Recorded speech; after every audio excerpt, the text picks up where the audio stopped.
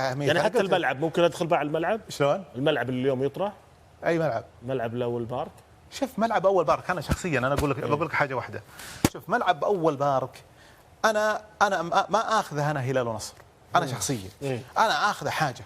طيب انا اخذ حاجه. ترى اللي قاعدين يربطون الكلام مثلا قبل 2019 ترى انا اقول انكم كنتم غلطانين لان المرحله مختلفه، صح ولا لا؟ مرحله مختلفه 100%.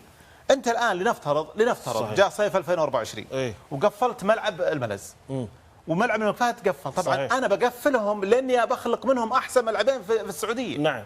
طيب قفلتهم وش بسوي؟ ما عندي استعداد صراحه. انا اقول لك انا الهلال يلعب في مرسول بارك، شو المشكله؟ ما في مشكله. ارجع اقول لك الكلمه اللي قلتها ذاك الاسبوع اللي هي من عام من 50 سنه والهلال ما يلعبون الا في ملعب واحد. صحيح. ايش المشكله يعني؟ ايش تعليقك مهندس؟ طبعا انا عارف لك بتجيب لي شيء ولا حاجه صح؟ لا والله. لكن على كل حال احنا على اسال بما انه يعني نطرح الموضوع. لا لا انا صراحه كنت في النادي وكان لي تصريح انه صار في طلب بالنصر انا اتوقع انك كنت جايبها انت. اي والله معي القصاص اشوفها يعني في تاريخ 25/10. انا عارف تحضيراتك يعني حافظك كويس لا تخاف.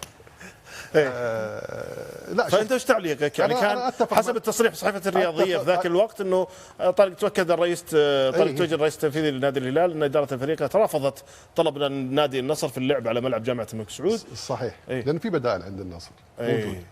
والحين طيب ايش رايك؟ حقوق رعايه واشياء من هالقبيل هذه. الان تحكم الحاجه بصراحه. اذا كان هناك حاجه فعلا تحكمها باختصار شديد جدا. طب هذاك ذيك الوقت كان في حاجه لارضيه كان الناس كان ما في ملعب وكان النصراويه يبحثون عن ارضيه. كان في الامير عبد الله الامير فيصل بن فهد موجود. كان يخضع صيانه. لا بس كان يخضع لصيانه وكانت الارضيه ما هي جيده. جيده طيب كانوا يبحثون يعني لجماليه الدوري في ذاك الوقت وخدمه النصر كان يعني موضوع سهل. بس انت كان وجهه نظرك انه لا. انه كان في وجهه نظري في ذاك الفتره بدون حاجه كانت لا اكيد الحين تفرض الحاجه حقيقه. اذا كان هناك حاجه انا شفت على فكره انا اقول لك من حق نادي النصر اذا لم يكن هناك حاجه لانديه الرياض وانا ما احصرها فقط في الهلال فهو هذا قرار اكبر من قضيه والله نادي النصر اذا كان خلنا نغير تفرض الحاجه. انت الان في اداره نادي النصر. انا في نادي النصر مثلا. اوكي. وعرض عليك الموضوع. لا اذا عرض علي اكيد بقول لا. يعني لو رفض اداره النصر ترى بالتاكيد اذا ما فرض على النادي واتت من حاجه من فوق ما راح يقول يعني اكيد سؤال بديهي جدا ده. انا صاحب انا عندي حاجه املكها بالتاكيد لن اعطيها احد الا اذا كان فعلا المسؤول الاعلى قرر مصلحه معينه. بين المهندس طارق تويجري الان يعرض رايه الاعلامي وما بينه هو مثلا في اداره النصر ورفض. انت تقول الموضوع لحاجه اليوم يعني انا كنظره مسؤول اني بخدم. انا اقول لي يقرر في الموضوع هذا المسؤول وليس مسؤول من نادي النصر. ما له علاقه يعني. ما له علاقه. مسؤول نادي النصر ما يقدر بالتاكيد بيقول لك لا حتى لو ما في ملعب في الرياض. شيء طبيعي ولا يمكن اني الوم. لكن السؤال يا ابو خالد وش العقد وش صيغه العقد اللي بين النصر وشركه الوسائل؟ انا همني والله اعرف رايي. لا انا كنت بسال بصراحه. انا يوم عرفت انه معنا اليوم كنت بسال. كفشت. لكن وش العقد اللي موجود بين شركه الوسائل ونادي النصر؟ وش ان نادي النصر يلعب حصريا على هذا الملعب لمده 10 سنوات مضى منها الان تقريبا دخلنا في السنه الرابعه.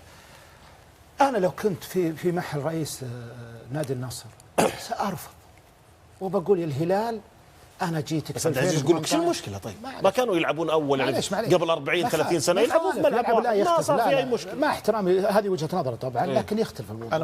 انا كلامي مش وجهه نظري. اكيد الا وجهه نظر. لا مش وجهه نظر. الا وجهه نظر. وش يا جهل؟ كلامي هو مصلحه عامه وليس مصلحه خاصه. مصلحه عامه. طيب ليش ما كانت موجوده؟ انت تتكلم عن مصلحه خاصه انا قاعد اتكلم عن مصلحه ما كانت موجوده ب 2018 المصلحه العامه. كان النصر يلعب في ملاعب ترابيه. لا تختلف. لا تقارن. ترى شوف النصر متى لعب على ملعب مرسول بارك اول بارك 2020 او 2019. طيب 2019 2020 حتى لو كان 2021 حتى لو كان 22 زين مرحله اختلفت 100%.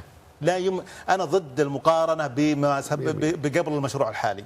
المشروع الحالي يتطلب للمصلحة العامة وليس لمصلحة عبد العزيز ولا مصلحة الهلال ولا مصلحة النصر وإنما للمصلحة العامة. نفكر بشكل أوسع نفكر مصلحة كرة قدم سعودية، مو تفكير سطحي. أنا وجهة نظر مع الاحترام يعني إني أنا أفكر والله عشان هلال ولا عشان نصر، والله هو لا أنا شخصيا والله العظيم لو أنا عبد العزيز الغيامة ملياردير لا أبني ملعب للهلال 70,000 متفرج. وين طيب الملعب هذا اللي يبنى